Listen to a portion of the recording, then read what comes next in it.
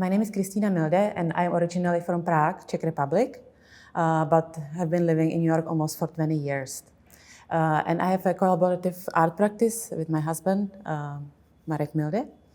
And we have been collaborating for over 10 years now.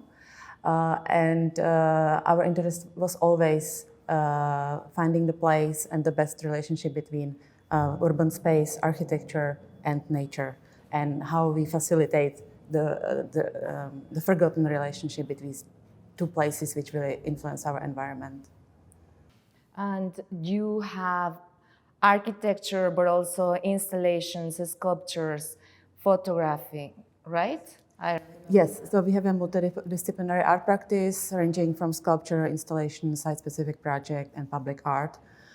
We also do photography, so it's very versatile, and we always try to find the best form for the idea. Although our projects have different forms and shapes, there is this uniting concept of finding the relationship between culture and nature, basically. Okay. Yeah, I think that I feel a lot of empathy for your work. My name is Emireth Herrera, and I've been working with architecture and urbanism because it's always been part of my practice, not just because I studied architecture, but because I'm very interested in these topics, especially when it comes to migration. So I'm a curator, and I am interested in doing research and having these kind of conversations through exhibitions and workshops, and education is always part of my production. I'm Maddy Rosenberg, and I am an artist and a curator. I also started my own art project, gallery slash event space slash everything, central booking in 2009, so that I could really expand my vision and cooperation and with other artists and organizations and such. I am a native New Yorker, third generation. All my grandparents were off the boat, but architecture to me is so much a sense of place and place of New York. And just growing up, when I was sitting outside and drawing and sketching, I never drew people. It was always the architecture, but the architecture itself for me always represented the lives of all the people and everything that the histories that went into those spaces and places, and also the eclectic nature of New York architecture, of one building next to another building, next to another building from different decades and styles and such, and yet it all managed to exist. And that's a lot of what my own personal work refers to, is this assemblage of different architectural styles and spaces out of context to create something new. Oh, great.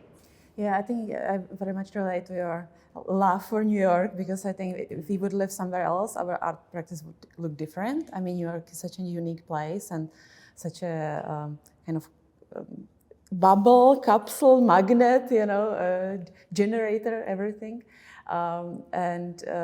We moved to different countries, first to Germany and Switzerland and here. And so for us, always the question how to create the space, the place where you feel like at home. How do you belong to a location was really important, and also because we share our personal lives. So one of our projects which we did was about how people contextualize the white space, the white cube of our apartment, because you move to a location, and how do you find your roots? How do you find your memories? And so one of the projects which deals with the topic of architecture and the white cube, it's called Home in a Home, and we started in 2012 at the Museum of Modern Art. And because we moved to different places, different countries over the years, and we needed always to find our roots there and to the feeling of belonging. So we were interested in the mechanics of creating a place. And so we created a questionnaire where we asked people to list the non-functional objects they have in their homes, as well the story behind their favorite objects. And what was interesting that we found that although we collected over 400 questionnaires from all the continents, and the people were from different backgrounds, different cultures, there was this unifying pattern where people were having objects from their grandparents, their loved ones, or from their travels, from their favorite moments in lives. And as we saw this kind of pattern and narratives emerging, we decided we would like to use this information to create a wallpaper pattern, which kind of lists all the stories people shared with us. And we used a shape of kind of like a silhouette of objects. And in 2016, at the Museum of Contemporary Art in the Hudson Valley, we created a room of stories where we covered the walls with the wallpaper, and then people could read the stories and further share their narratives with us. I have to say our work, our practice evolved over time. Originally, we have different background. Kristyna is a painter and I'm a sculptor. And we kept separate art practices for a long time, but have been always involved in each other's work. Till at some point it became a reality that we collaborate and also we have to acknowledge. And that moment of acknowledgement that we collaborate and we also present it to outside world really helped us to charge our art practice with new themes, and we developed really a whole new range of projects which usually really relate to our life. These days we're dealing with big environmental issues and certain separation from nature, and this separation has big consequences. So thinking where it starts, we came to that this is very much our indoor way of living. So because as a culture, we have been always thinking how the architecture makes us alienated from the environment. Because indoors we tend to forget outside. We may be completely happy living in that capsule in air-conditioned space and getting everything delivered, and we may almost live in this virtual reality that outside doesn't exist, but then we have to live the environmental consequences of that. So many of our projects basically try to bring the perspective that we are depending on nature, and then we have to reestablish or seek for the connection to outside. So one of these projects we call InTreeNet, and InTreeNet is a basically installation which is made out of trees and branches and organic materials, which represent pipes or cables or engineering systems, plumbing, which penetrates the walls, goes through the architecture. So on the first look, if people encounter these sculptures, it's like they may think this is pipe, but then at some moment they may realize, oh, it's a tree, and the tree is growing through the architecture. Sometimes it's very visible, sometimes it's subtle. So these installations, these sculptures, basically look like pipes or cables, engineering systems, but they are made out of branches or trees. They are attached to the walls with the same hardware pipes or cables would be, and they penetrate the walls. They are installed in a way that one may think, if one doesn't look closely, that they are cables. However, then the realization is, all right, it's a piece of nature, it's a natural object. And then sometimes it goes through several stories of a building, so you may follow the sculpture and it's kind of like a tree growing through the building. Get the connection. So it's a metaphor about nature penetrating the architecture, and architecture usually tries to hide the connections to nature. So cables are hidden, pipes are behind the wall and so on. And yeah, so we want to bring the nature out and show the importance. Yeah, I think that's one of my favorite works of yours. Oh, thank you. Yeah, I think that they look like entities that are like, you know, that they are present and they, hey, I'm here. You should look around and see. Yeah, it's very what subtle else is in a going on. way. Yeah. It's subtle. Sometimes we have people going to the places where is the installation and they're asking, we cannot find it. And Yeah. then, oh, Where was the show? those were these, right? Because they totally were like thinking, those are like engineering systems. But definitely this kind of like contradiction between this living organism of a tree and this mechanic system of a industrial engineering structure was kind of important for us to bring it together to kind of show how we, you know, have kind of like this mechanical approach to nature. We think more about them as a resource, not necessarily as part of our lives. So that's kind of what this piece is about. And we often try to kind of make a shift or kind of push the viewer to realize some kind of like a different perspective through these like installations. So they may try to think differently about certain topics. Yeah. It's really interesting because I'm listening to you talking and how I live and how I relate to.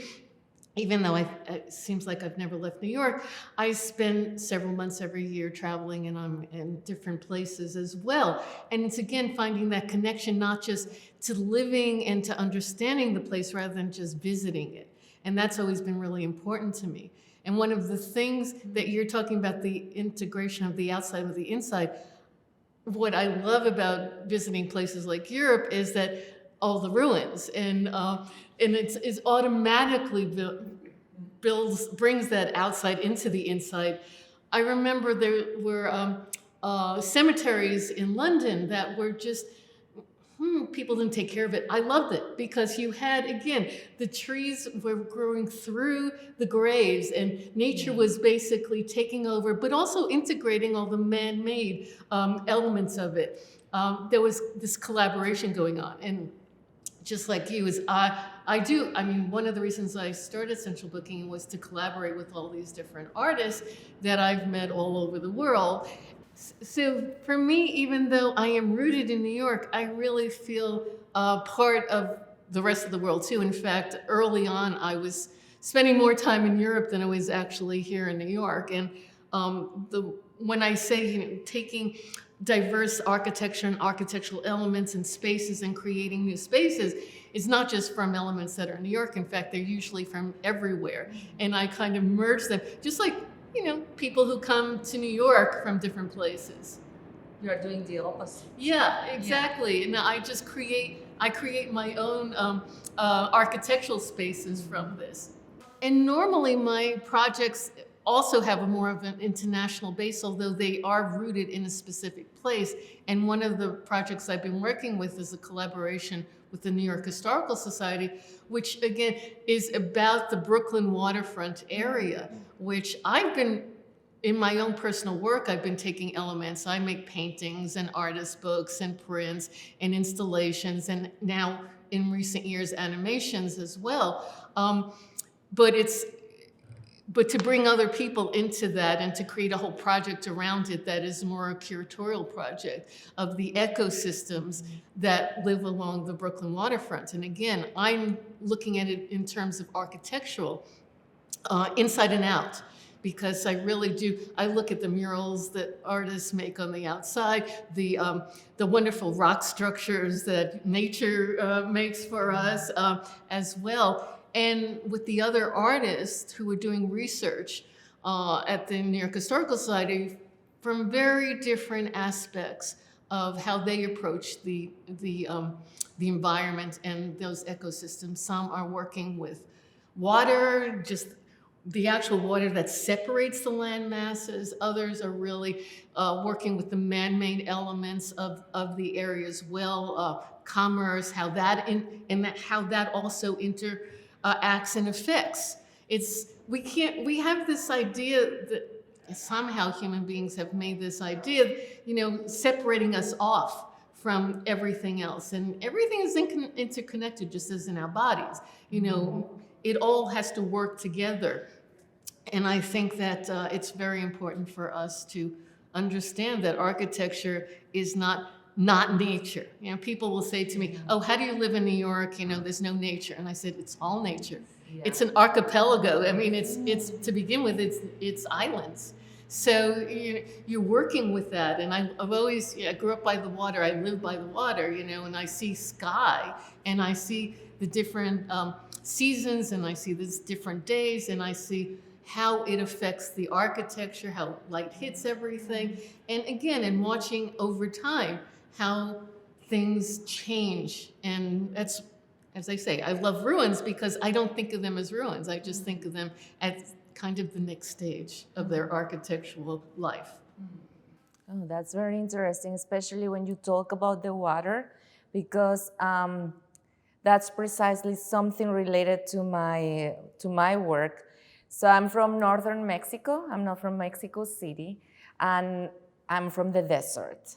So my proximity to water will be the Rio Grande, Rio Bravo, which is like the natural border with the United States. And I think that the fact of me growing up in northern Mexico, specifically in Saltillo, it's a very small city, but the beast, the longest train that crosses from South America to United States, it goes through my hometown. So I've always been very curious to see all these migrants, you know, from Central America, from Mexico, that make this journey searching for a better life. So I was curious to learn about vulnerable territories, or all these people that live in the peripheral areas. And then I went there, and along with photographer Gunnar Tufta, we took some pictures to see the aesthetic, because despite their very precarious conditions, they have their way to see all the creativity and to make their houses. And besides that, I was very interested precisely of all these wall paintings, because it's important to have identity and to appropriate this space, right? So through mural paintings and also all these paintings that are made on the train illegally at night, I thought that was like fascinating. And how we have, for example, shelters for homeless. So homeless and migrants. So I thought that, you know, such a small town could be like a transitory space where some people can settle temporarily, but also like, who knows, they might stay there for many, many years. And I was inspired by these inspirations, and I thought, well, I should learn what people think of a utopian city. So that led me to this workshop called From the Vulnerable Territories to the Utopia, to see what people could imagine as a utopian city, the dreamland. And it is very interesting that I did it in Denmark, and I did it here in New York, and every person is looking for the same thing: justice, equality, love, same fears. We all share the same fears, war, you know, we all want peace. So it's interesting to see how people, despite, like, no matter what nationality or background, we all want the same thing. Yeah, that was very much what we realized at the project Home and Home, you know, like, although the people were from Africa, Asia, Europe, you know, there is like this common humanity which we share, and you know, we want, and the feeling of belonging is the most important. Yeah. And the architecture ground us, right? We kind of hate it, but we need it, and we love it. So it's kind of like a love-hate relationship. But it does ground you in a place. Yes. So yes, it does have that function as well. And and it's how you view those spaces. Do you know, as cold shells, or really as kinds of needing the animation of life that creates its that actually brings it to life as well. You know, just like without our souls or humanity in our bodies, the body just looks like a wax form. But because of who we are inhabiting it, then we create our own personality. We create our own way of dealing with this body in the world. Yeah, I really like that you compare the architecture to humans, because I think what we also would like to see, that the architecture would become like an organism.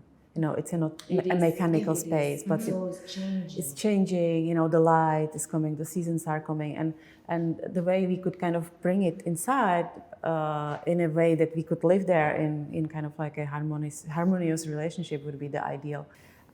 So in upstate New York, we were asked to create a new piece for an atrium of a newly built project by the architects Levenbets. And the atrium is like exactly the space between inside and outside. It's kind of has an open roof, but it's shelters, and you could see through the glass door into the atrium. So we were thinking we would like to connect the house to the environment. So we decided to create this kind of like a bridge, which will extend from the atrium outside to the nature. And it's made out of corten steel and laser cut with circular patterns, which we use to plant the local plants from the property. The house sits on a beautiful 80 acres property with lots of biodiversity. And so we wanted to feature each of these segments in the sculpture. So there is like this beautiful mossy woodland area. There is a small pond. There is already a frog living. And then finally there is more like this dry gravel pit stone area where people could sit, and also more like loving plants like thyme is planted. And so and that's what we wanted, that kind of the people who live in the house could see the seasonal change just by sitting inside and looking at the sculpture and kind of connect to the environment. It's interesting because I think that we all agree that architecture is very much related to your own kind of like idea of home, and how people also see it that way. And then here in New York, I mean, every year the architecture changed, and urbanism is just in this constant transformation, and what's behind it, and gentrification and communities, you know, like all this Chinatown, Little Italy, and all these neighborhoods are always like trying to resist against these changes in terms of finances. I studied architecture at the Cooper Union in New York City, and also worked for an architect for 3 years, Raymond Abraham. It's a very important formative experience for me. And so there is a sort of my formation as an architect is present, you know, more or less in all the work that I do as an artist. It was an exhibition I did at a gallery called Y Gallery in New York in the Lower East Side. And I took the name of the novel by Stendhal, the French author, where the title of that novel comes from the two paths that a sort of peasant in 1800s France had to like rise above his social status, were either to join the church or the military. Mm-hmm. And you know, Napoleon was the great example of like a first non-noble person to become, you know, an emperor, which is like a very radical idea. And so that was like the military path, and then which is the red, because they had red uniforms, and the priests had black uniforms. So those were the two sort of. And I kind of created a sort of analogy in the art world where you have two sources of power and notoriety as an artist. One is the market, which I would say is kind of like the red, and then the other is the black, which would be critical theory, education, pedagogy, things of that nature. So for this project, what I did was I decided to sell the walls of the gallery according to the real estate value of the gallery itself, in the real estate market in that area of New York. So each square foot was $400, and you could buy as many square feet as you wanted. And so I painted the walls red, and I would draw out the shape, the square footage with black paint.